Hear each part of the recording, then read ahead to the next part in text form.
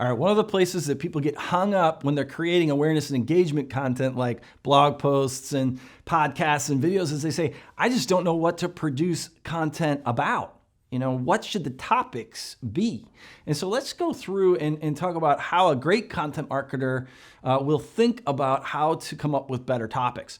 So what you're gonna do is you're gonna sit down and ask yourself these 3 questions, and the answer to those questions is going to be the topics that you wanna produce for your podcast or your video or your articles, etc.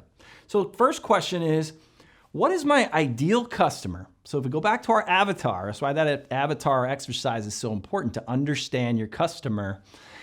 If we ask ourselves this question, what are they researching before they would buy my product or service?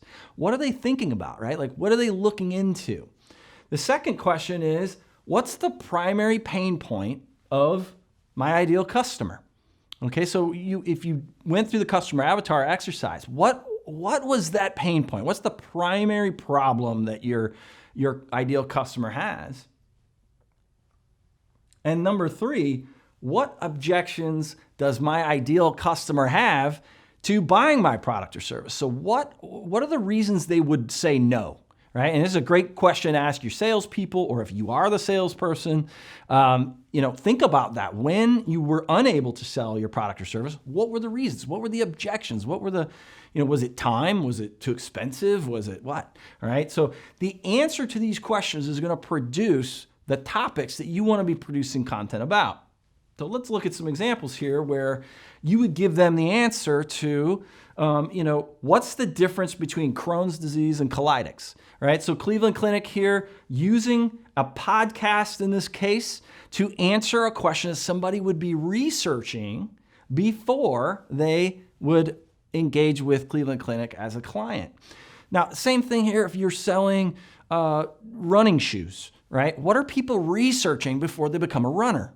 All right, so think about, what are the different things somebody's going out there and they're typing into Google and they're looking around on social and they're responding to in emails and stuff like that because they're interested in that topic, and that would ultimately lead them to buying your product or service. You can alleviate their pain, right? So remember that one of the questions was, what's the primary pain point? What is the primary pain point of that customer? So if you're Bumble, which is a dating app, they have a blog called The Beehive. It's a great example of an app using content marketing. And, so they've got this post here. You wanted to break bad habits? Here's our advice. So remember, if they went through the exercise of really understanding their customer avatar, they might have uncovered that, well, one of the problems that one of our avatars has is that they have bad habits. This is the reason why they can't find a relationship or stay in a relationship, is because they have bad habits. So that's a primary pain point. Alleviate that pain using content at the awareness and engagement stage, using video, using audio, using images, or in this case, like they did here, use a text article. Overcome their objection. All right. So what if I was interested? REI is a great example of content marketing in retail and in e-commerce. And so electric mountain bikes, something that I was interested in and I was thinking about is, should I get myself an electric mountain bike? And the first, reason that I decided, well, I don't think I'll get an electric mountain bike. In other words, it was an objection to the sale, is that I didn't know if and where and when it's legal to actually use a mountain bike that has an electric component to it.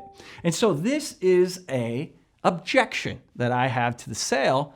And so REI goes out there and produces, in this case, a text article on their Co-op Journal blog that says, where can I ride my electric mountain bike? So because they understand that in order for people to buy electric mountain bikes, which REI sells, they first, are often coming across this objection of, is it even legal to use an electric mountain bike in my area?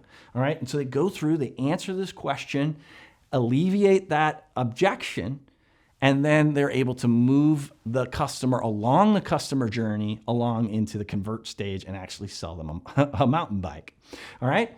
So in the next video, we're going to talk about how often we should post.